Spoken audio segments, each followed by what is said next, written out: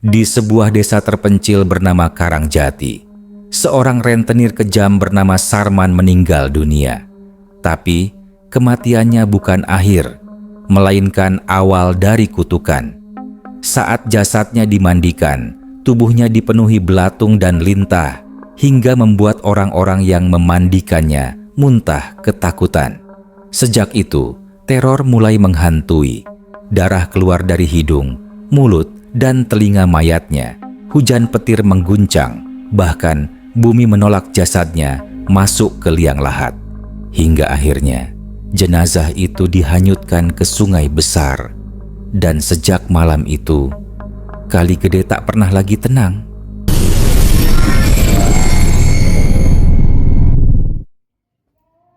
Desa Karangjati adalah desa kecil di pinggiran sungai besar yang terkenal dengan aliran derasnya.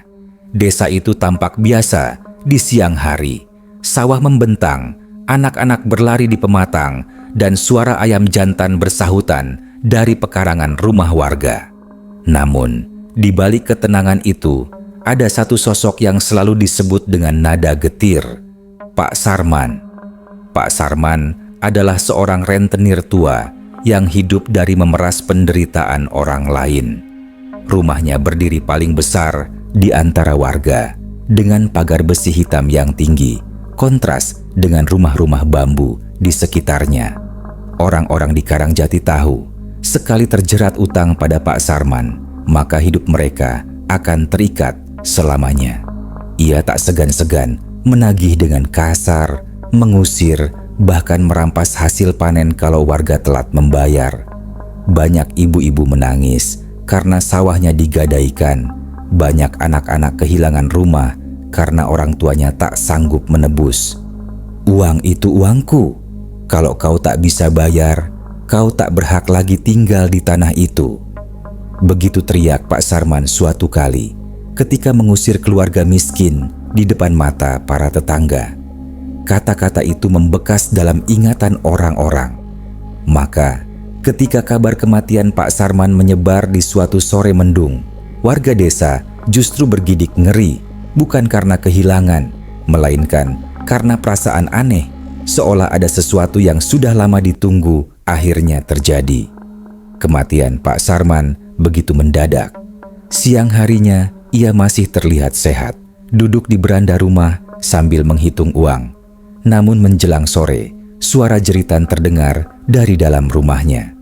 Pembantunya, Mbok Yem, berlari-lari keluar sambil menangis ketakutan. Pak Sarman meninggal." Orang-orang yang datang terkejut melihat tubuhnya. Ia terbaring di ranjang, matanya terbuka lebar, mulutnya ternganga, seolah ingin berteriak, dan darah kental merembes dari sudut bibirnya. Tak ada seorang pun berani mendekat terlalu dekat karena wajah jenazah itu tampak seperti dipenuhi guratan hitam, seolah-olah darahnya membeku di bawah kulit. Malam itu, musyawarah desa dipimpin oleh Pak Kyai Hamdan, seorang ulama yang dituakan di Karangjati. Keputusan diambil, jenazah harus segera dimandikan dan dikafani. Meski sebagian warga enggan, mereka tahu ini kewajiban. Keesokan paginya, hujan tipis turun membasahi desa. Suasana langit kelabu seakan memberi pertanda buruk. Di rumah besar itu, beberapa lelaki yang ditunjuk untuk memandikan jenazah masuk dengan wajah pucat. Ada Pak Joyo, Pak Darmin, dan 2 orang pemuda desa, Arif dan Wawan.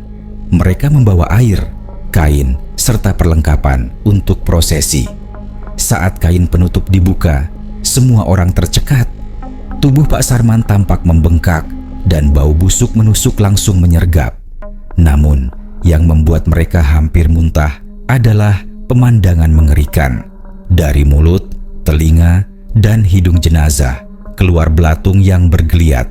Lebih parah lagi, beberapa ekor lintah hitam menempel di kulitnya, seakan tubuh itu masih hidup dan mengundang makhluk-makhluk busuk untuk berpesta.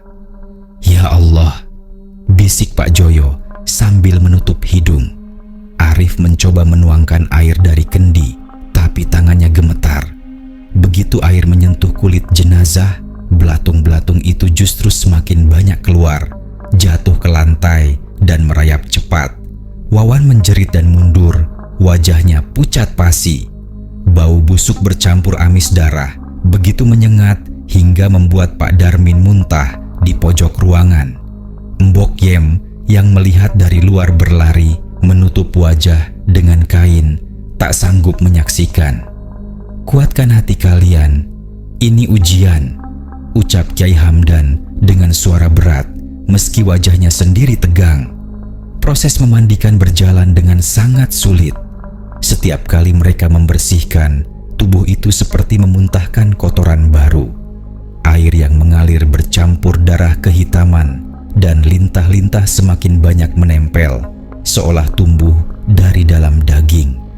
Para pemandi berkali-kali berhenti karena mual, tapi Kyai Hamdan menegaskan bahwa prosesi harus selesai.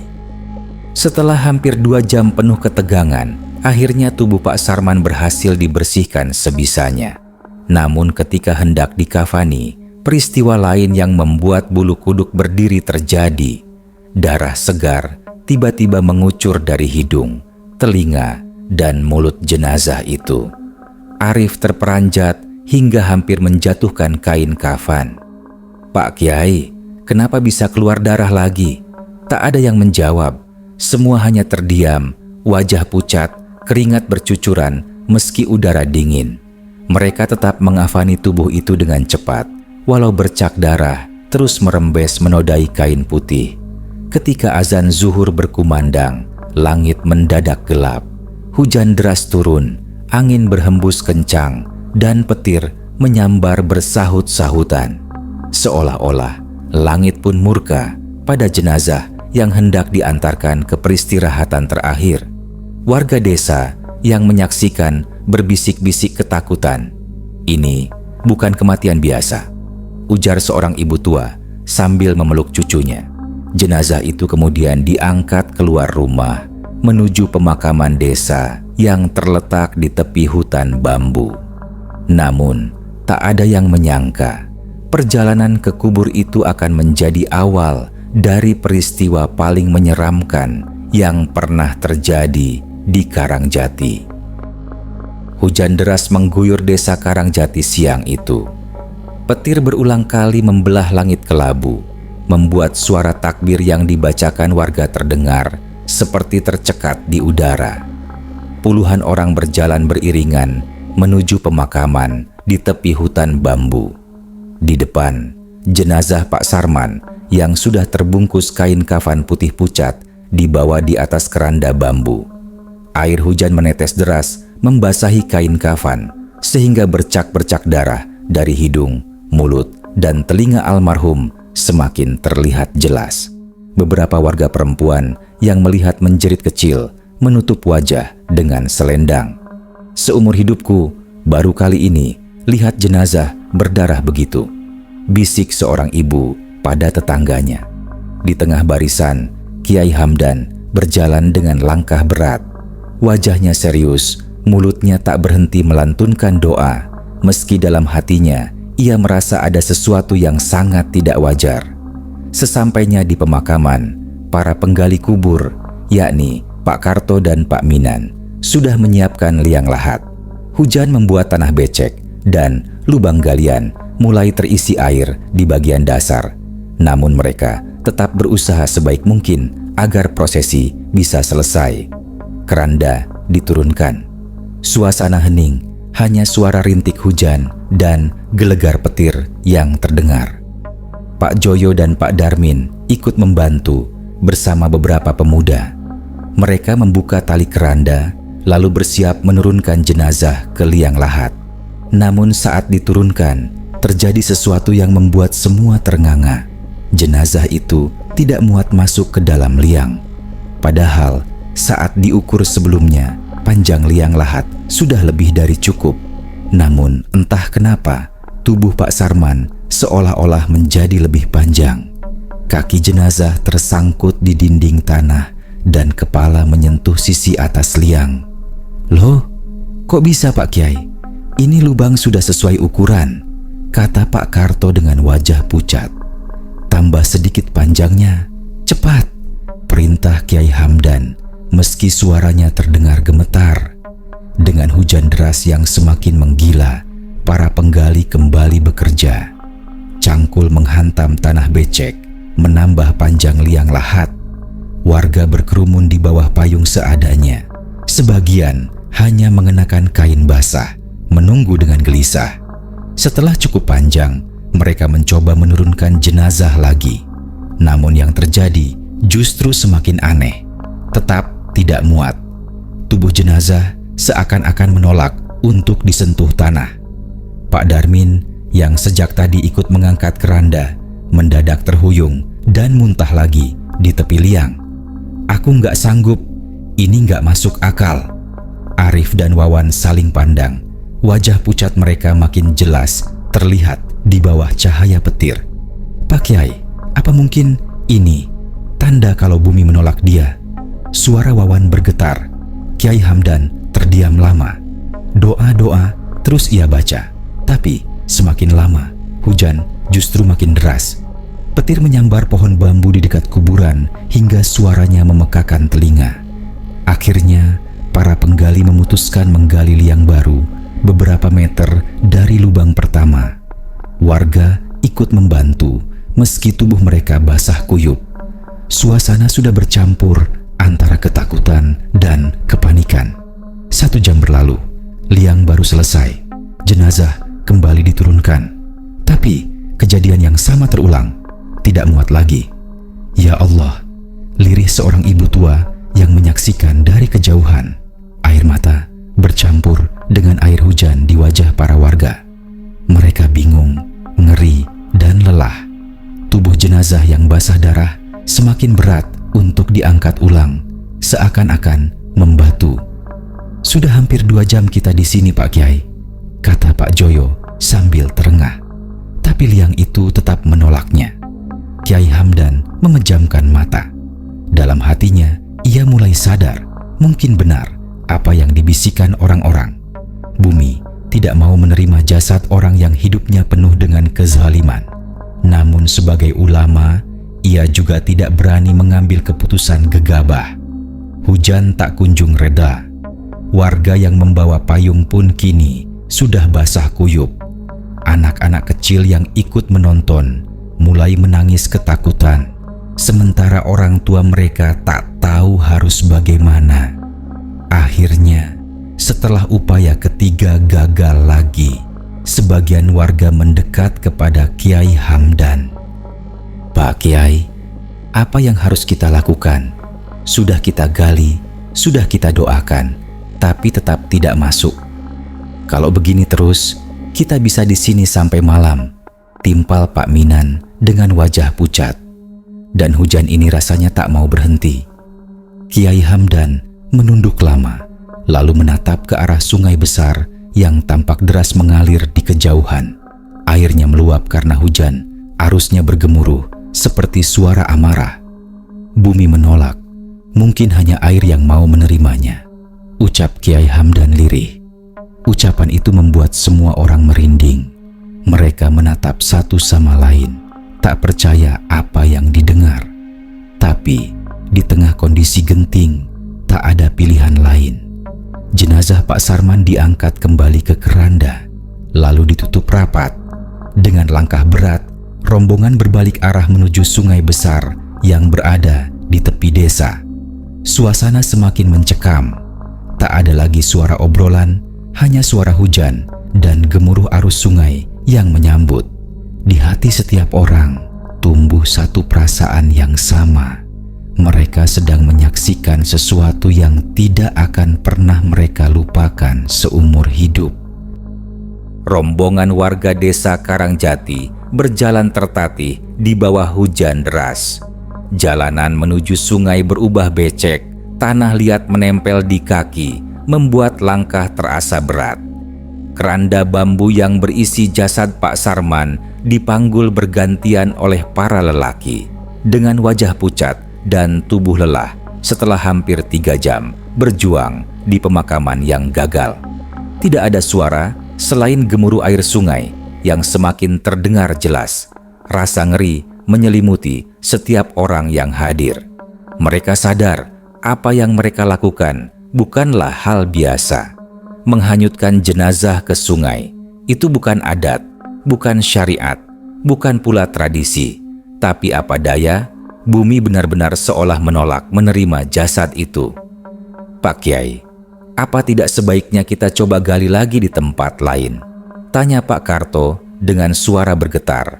Matanya memandang ke arah Kiai Hamdan yang berjalan di depan.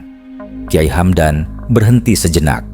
Air hujan mengalir deras di wajahnya, bercampur dengan peluh dan rasa getir. Sudah 3 liang kita gali, semua menolak. Kalau kita paksa, kita hanya akan mempermalukan diri kita sendiri. Ini bukan lagi tentang tanah, tapi tentang takdir. Dan sungai itu mungkin memang sudah menunggu. Ucapan Kiai Hamdan membuat bulu kuduk meremang. Arif yang berjalan di samping Wawan merasakan kerongkongannya kering meski hujan menetes deras. Wan, kalau jasad itu dihanyutkan, kemana kira-kira perginya? Wawan menelan ludah. Entahlah, mungkin ke laut, atau mungkin ke tempat yang bahkan kita tak bisa bayangkan. Akhirnya, rombongan sampai di tepi sungai besar yang membelah desa. Sungai itu dikenal dengan nama Kali Gede. Alirannya deras, dalam, dan berarus kencang, terutama ketika musim hujan. Pohon-pohon besar di tepian bergoyang diterpa angin, sementara air berputar membentuk pusaran-pusaran kecil yang menakutkan. Keranda diturunkan di tepian. Semua orang berdiri membentuk lingkaran, basah kuyup, diam membisu, hanya suara deras air dan gelegar petir yang mengisi udara. Pak Joyo maju mendekati Kiai Hamdan. Pak Kiai, bagaimana caranya? Apakah kita lepaskan begitu saja? Kiai Hamdan menatap keranda itu lama. Kita doakan, lalu kita serahkan pada air. Semoga Allah menilai kita bukan sebagai orang yang tidak tahu adab, tapi sebagai orang yang tidak punya pilihan. Doa pun dibacakan. Suara Kiai Hamdan parau, bergetar, tenggelam dalam derasnya hujan. Warga mengikuti dengan lirih, namun di hati masing-masing hanya ada ketakutan. Mereka tahu peristiwa ini akan menjadi aib sekaligus misteri yang akan terus hidup di Karangjati. Saat doa selesai, Arif dan Wawan diminta membantu membuka tali keranda. Dengan tangan gemetar, mereka menarik kain basah yang melilit bambu. Ketika kain kafan di dalam keranda terlihat lagi, beberapa warga sontak mundur. Darah segar kembali mengucur dari mulut jenazah, meski tubuh itu sudah kaku berjam-jam. Ya Allah, seru Mbok Yem yang ikut menyaksikan dari jauh, tubuhnya hampir pingsan. Kain kafan itu kini merah bercampur lumpur dan air hujan. Tapi prosesi tak bisa dihentikan lagi. Dengan aba-aba, keranda miringkan perlahan. Tubuh Pak Sarman jatuh ke air sungai dengan suara bluk yang membuat hati semua orang tercekat. Air sungai langsung bergolak. Tubuh itu sempat terapung, tapi anehnya bukannya hanyut mengikuti arus, melainkan berputar-putar di tempat seakan ditahan oleh pusaran. Belatung-belatung yang masih menempel terlihat terlepas dan terbawa arus, sementara dari tubuhnya keluar gelembung-gelembung udara seperti seseorang yang masih bernapas. Pak Kiai, lihat itu, teriak Wawan dengan wajah pucat pasi. Semua mata terpaku. Tubuh itu tak tenggelam, tak hanyut, hanya berputar-putar. Kain kafan makin merah dan suara aneh terdengar dari arus sungai, seperti erangan samar yang tak bisa dijelaskan dengan kata-kata. Pak Darmin yang sejak awal paling tidak tahan berteriak histeris. Sudah cukup, aku gak sanggup lihat ini lagi. Ia lari meninggalkan kerumunan, terhuyung-huyung menembus hujan. Warga lain mulai panik. Beberapa mundur, sebagian menutup telinga, ada yang berdoa sambil gemetar. Hanya Kiai Hamdan yang tetap berdiri di tepi sungai, menatap jasad itu dengan mata basah. Air pun menolaknya, gumam Kiai Hamdan lirih, hampir tak terdengar. Arif mendengar ucapan itu dan jantungnya serasa berhenti berdetak. Kalau bumi menolak dan air pun tak mau menerima, lantas kemana jasad itu akan pergi? Tiba-tiba petir menyambar lagi, sangat dekat hingga tanah di tepi sungai bergetar. Saat cahaya kilat menerangi sungai, beberapa warga melihat sesuatu yang membuat mereka menjerit bersamaan. Seekor lintah hitam sebesar lengan manusia merayap keluar dari tubuh Pak Sarman, lalu menyelam ke dalam air. "Cukup, kita tinggalkan dia di sini," kata Pak Karto dengan suara putus asa. Tapi saat mereka hendak berbalik meninggalkan tepian sungai, tubuh itu mendadak bergerak sendiri, terangkat sedikit oleh arus, lalu perlahan-lahan terseret ke tengah sungai. Warga hanya bisa terdiam membeku menyaksikan jasad itu meluncur ke pusaran air yang semakin besar. Satu demi satu, tubuh para warga merinding hingga ke tulang. Mereka sadar ini bukan sekadar peristiwa ganjil, ini hukuman, ini pertanda. Dan sejak hari itu, setiap kali warga melewati Kali Gede pada malam tertentu, mereka mengaku mendengar suara erangan samar, seperti orang yang tenggelam namun tak pernah mati. Malam itu, hujan akhirnya mereda. Namun udara di desa Karangjati terasa lebih dingin dari biasanya, seakan sisa-sisa badai masih bersemayam di langit. Warga yang tadi siang menyaksikan prosesi menyeramkan di Kali Gede pulang dengan tubuh lelah. Tapi bukan hanya tubuh mereka yang berat, pikiran mereka pun penuh dengan rasa takut yang tak bisa diusir. Di rumah-rumah bambu yang berjejer, obrolan tentang jenazah Pak Sarman tak bisa dihentikan. Semua orang membicarakan hal yang sama. Liang lahat yang menolak, darah segar yang terus keluar, dan sungai yang berputar menahan jasad itu. Mbok Yem, pembantu setia almarhum, malam itu duduk gemetar di pojok rumahnya. Ia bersumpah masih mencium bau busuk Pak Sarman di bajunya, meski sudah ia rendam berkali-kali dengan air wangi. "Bau itu ikut aku pulang. Ya Allah, jangan sampai arwahnya menyusulku," isaknya. Sementara itu, Arif tidak bisa tidur. Pemuda itu berulang kali terbangun dengan bayangan lintah hitam yang keluar dari tubuh Pak Sarman. Ia menutup wajah dengan bantal, tapi suara sungai terus terngiang di telinganya, seperti suara orang merintih tertelan air. Wawan pun tak kalah terguncang. Ia sempat bermimpi melihat Pak Sarman berdiri di depan rumahnya. Tubuhnya basah kuyup, mulutnya meneteskan darah, dan suaranya berbisik lirih, "Aku belum dikubur, aku belum dikubur." Keesokan paginya, kabar aneh mulai beredar. Beberapa warga yang tinggal dekat tepian Kali Gede mengaku mendengar suara orang menangis di tengah malam. Ada juga yang mengatakan melihat kain putih hanyut di sungai, meski ketika didekati, kain itu menghilang tanpa jejak.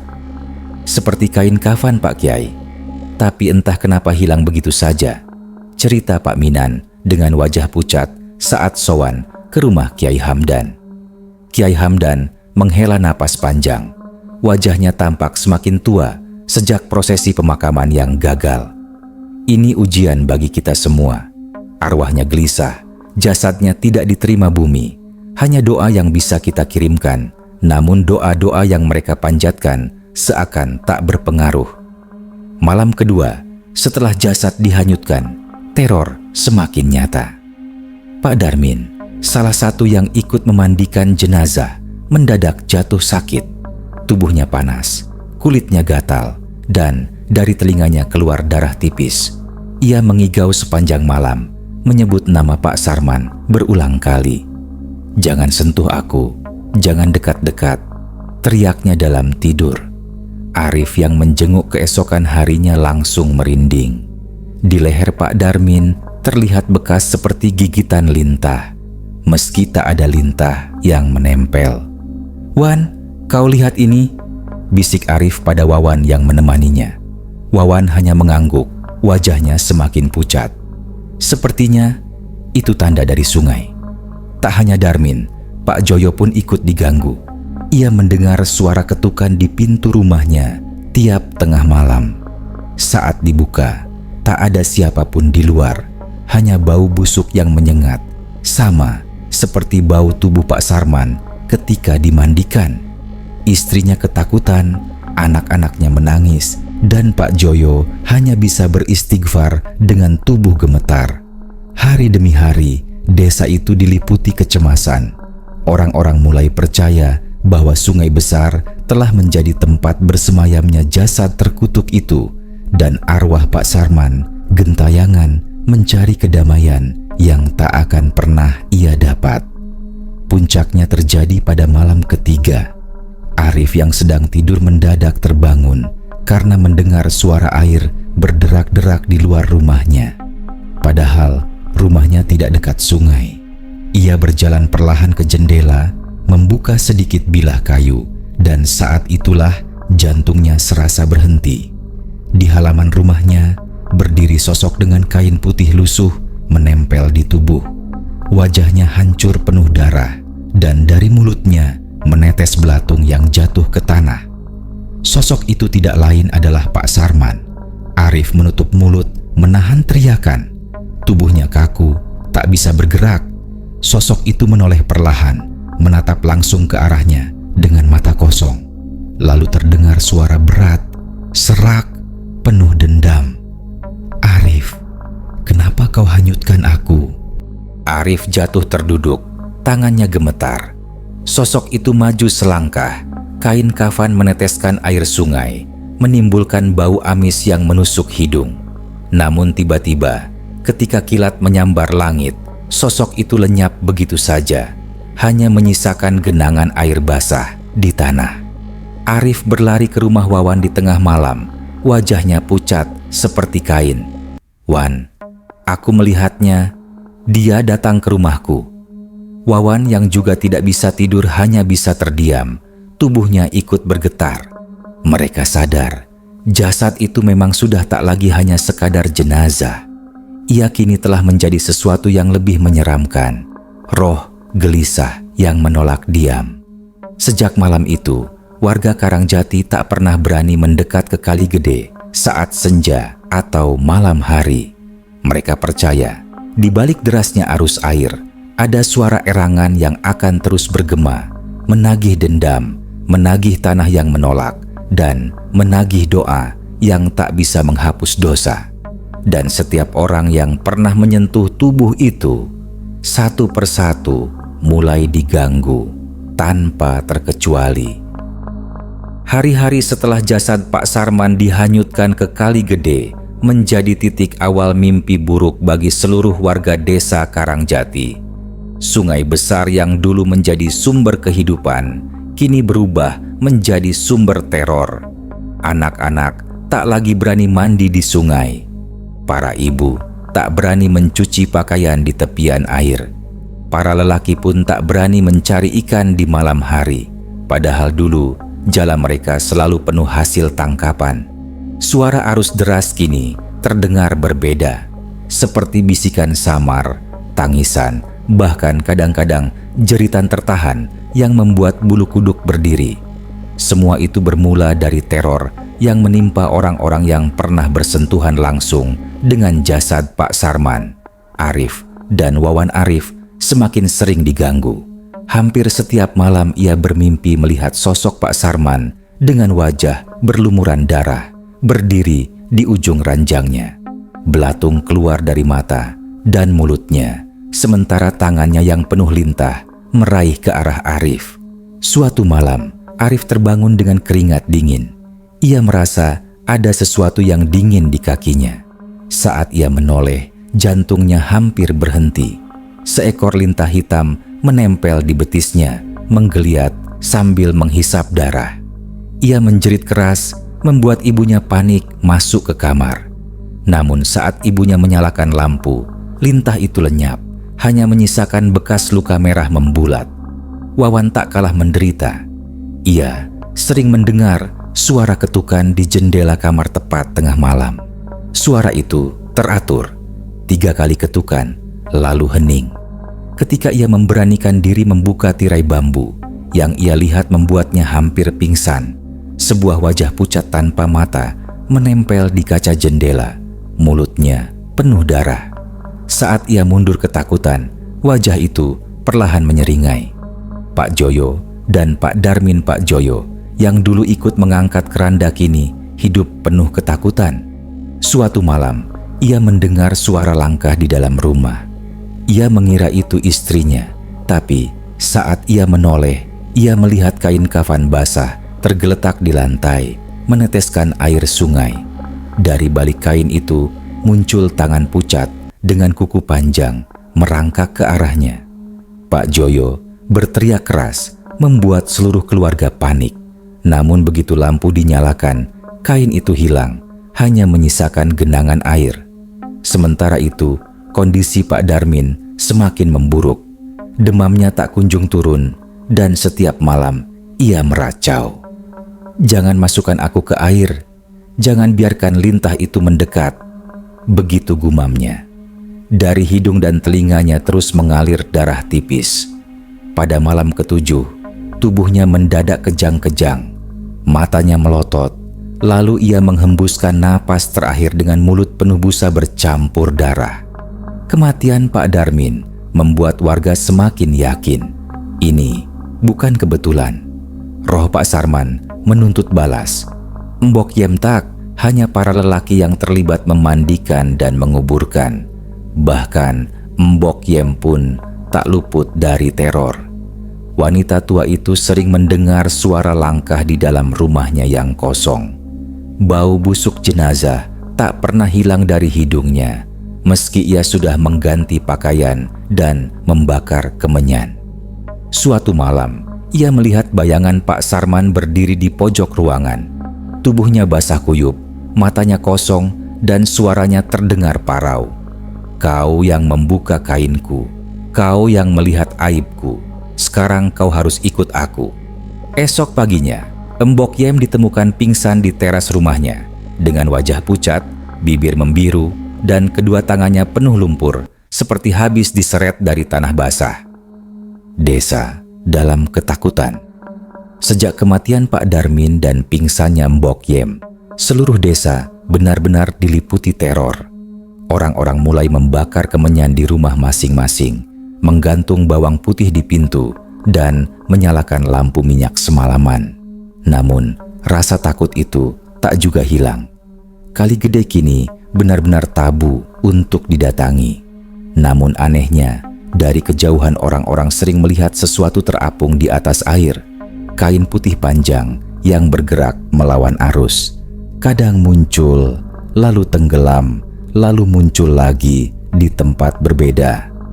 Beberapa warga bahkan bersumpah melihat wajah Pak Sarman muncul dari permukaan sungai. Mulutnya terbuka, darah merembes, seakan sedang memanggil mereka. Suatu malam, Pak Minan yang rumahnya paling dekat sungai mendengar suara mengetuk pintu. Saat dibuka, tak ada siapapun. Tapi ia melihat jejak kaki basah, besar, penuh lumpur, mengarah masuk ke dalam rumahnya. Jejak itu berhenti tepat di depan ranjang anaknya yang masih bayi. Panik, Pak Minan langsung mengambil anaknya, memeluk erat sambil membaca doa dengan suara gemetar. Malam itu, ia bersumpah mendengar suara tawa lirih di balik dinding rumahnya. Kiai Hamdan. Melihat keadaan desa semakin kacau, Kiai Hamdan memutuskan mengumpulkan warga di langgar kecil. Dengan suara berat, ia berkata, "Kita sedang diuji. Arwah Pak Sarman tidak diterima bumi, tidak diterima air. Kita semua yang pernah bersentuhan dengannya kini jadi saksi. Kita hanya punya satu cara, memohon ampun sebanyak-banyaknya, memutus hubungan dengan kezaliman yang dulu ia tanamkan di sini, dan berdoa agar Allah mengunci arwahnya di tempat yang tak bisa lagi mengganggu." Namun sebelum Kiai Hamdan sempat melanjutkan nasihatnya, langgar itu mendadak berguncang. suara angin keras berhembus dari arah sungai membuat lampu minyak padam.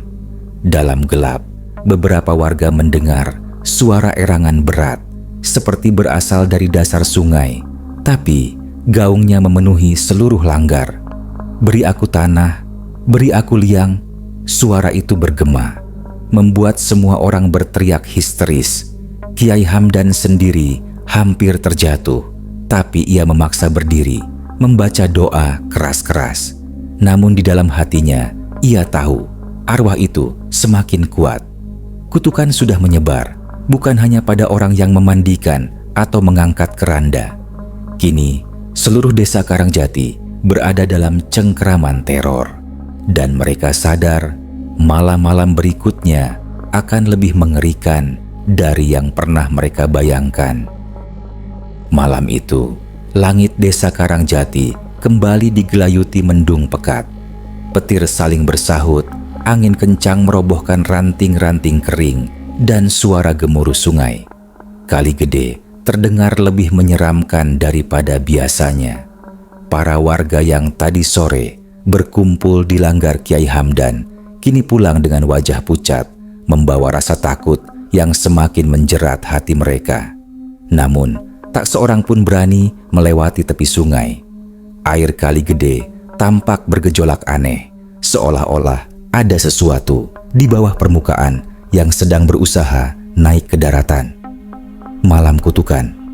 Di rumah Arif, suasana mencekam tak bisa dihindari. Malam itu, ia tak berani tidur. Matanya sembab, tubuhnya lemas, tapi rasa takut membuatnya terjaga. Wawan menemaninya, duduk di samping sambil menggenggam sebilah pisau dapur. Meski keduanya sadar, senjata itu tak ada artinya melawan makhluk yang mereka hadapi. "Rif, kalau aku mati duluan, bilang sama ibu aku." "Aku takut banget," bisik Wawan dengan suara gemetar. Arif hanya diam, menatap jendela. Dari luar terdengar suara tok, tok, tok. Ketukan yang sama, seperti malam-malam sebelumnya. Kali ini lebih keras, lebih dekat. Ketika mereka menoleh, jendela yang terbuat dari kayu tiba-tiba terbuka dengan sendirinya, menimbulkan derit panjang. Angin dingin menerpa, dan di balik kegelapan, wajah Pak Sarman muncul. Wajah itu semakin membusuk, penuh belatung yang jatuh ke lantai. Matanya kosong dengan darah hitam yang mengalir dari hidung dan mulut. Arif berteriak histeris, tubuhnya kaku. Wawan berusaha menghunus pisau, tapi tiba-tiba pisau itu meleleh di tangannya, berubah menjadi gumpalan lumpur. Sosok Sarman perlahan masuk, tangannya panjang meraih dan suaranya bergema. "Kau yang memandikan aku, kau harus ikut aku ke dasar sungai." Langgar tua. Di waktu yang sama, Kiai Hamdan sedang berdoa di langgar. Bibirnya tak henti melafalkan ayat-ayat suci, namun rasa dingin terus merayap ke sekujur tubuhnya. Tiba-tiba, pintu langgar terbuka, disertai bau busuk anyir darah. Dari luar, suara langkah kaki basah terdengar masuk, meninggalkan jejak lumpur hitam. Kiai Hamdan mengangkat kepalanya. Di hadapannya, sosok Sarman berdiri dengan kain kafan robek-robek. Tubuhnya menggembung dan lintah-lintah menempel di wajahnya. "Aku tidak diterima bumi, tidak diterima langit. Aku akan menyeret semua yang menolakku." Suara itu bergema, membuat telinga sakit. Kiai Hamdan dengan suara lantang membaca doa lebih keras, namun lantai langgar bergetar hebat. Dari bawah papan, air mulai menyembur, memancar hitam pekat bercampur darah, seolah-olah langgar itu dibangun di atas dasar sungai. Sungai yang menelan. Di sisi lain desa, warga berlarian keluar rumah. Mereka melihat sesuatu yang mustahil. Air. Kali Gede meluap, namun bukan banjir biasa. Airnya hitam, bergelembung, dan bau busuk tak tertahankan memenuhi udara. Dari tengah sungai, muncul gumpalan kain kafan yang semakin lama semakin besar, seakan-akan mayat Sarman membesar, menyatu dengan arus sungai. "Ya Allah!" teriak Pak Joyo sambil berlari memeluk istrinya. Namun belum sempat mereka beranjak, air hitam itu meloncat seperti tangan raksasa, menyambar salah satu warga, menariknya ke dalam arus deras. Teriakan orang itu hanya bertahan sebentar sebelum tenggelam, meninggalkan pusaran darah di permukaan. Arif dan Wawan yang berlari ke arah warga melihat kejadian itu dengan mata kepala sendiri. Arif histeris. Dia bukan manusia lagi. Dia sudah jadi penunggu sungai, korban demi korban. Satu persatu, orang-orang yang dulu pernah bersentuhan dengan jenazah Sarman menjadi incaran. Pak Joyo ditemukan tewas keesokan harinya. Tubuhnya terdampar di tepi kali gede, penuh lintah yang menempel hingga sulit dikenali. Mbok Yem yang sebelumnya pingsan kini tak lagi terlihat. Di dalam rumahnya hanya tersisa kain jarit yang basah, kuyup penuh lumpur, seolah ia diseret keluar menuju sungai. Wawan pun hilang secara misterius. Arif bersumpah terakhir kali ia melihat temannya itu. Sosok Wawan sedang berjalan ke arah kali gede dengan mata kosong, mulutnya berbisik lirih. Aku dipanggil, aku harus ikut. Kiai Hamdan menyaksikan, hanya Kiai Hamdan yang masih berusaha bertahan. Dengan tubuh lemah, ia berdiri di tepian sungai sambil membaca doa. Hujan deras mengguyur, petir menyambar-nyambar.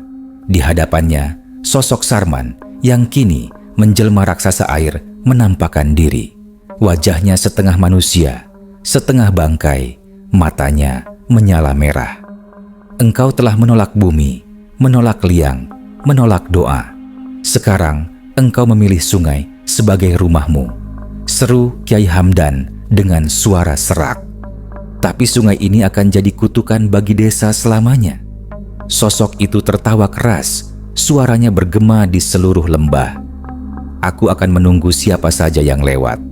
Aku akan menelan mereka. Desa ini takkan pernah lepas dari bayanganku.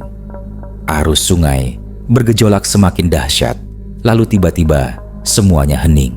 Sosok Sarman menghilang ke dalam pusaran air, hanya meninggalkan gelembung darah yang pecah di permukaan. Sejak malam itu, desa Karangjati tak pernah sama lagi. Kali Gede menjadi tempat terlarang. Orang-orang yang nekat mendekat sering tak pernah kembali. Jika malam tiba, dari tepian sungai terdengar suara ketukan, tangisan, bahkan kadang lantunan doa dengan suara serak, mirip suara orang yang sedang dimandikan.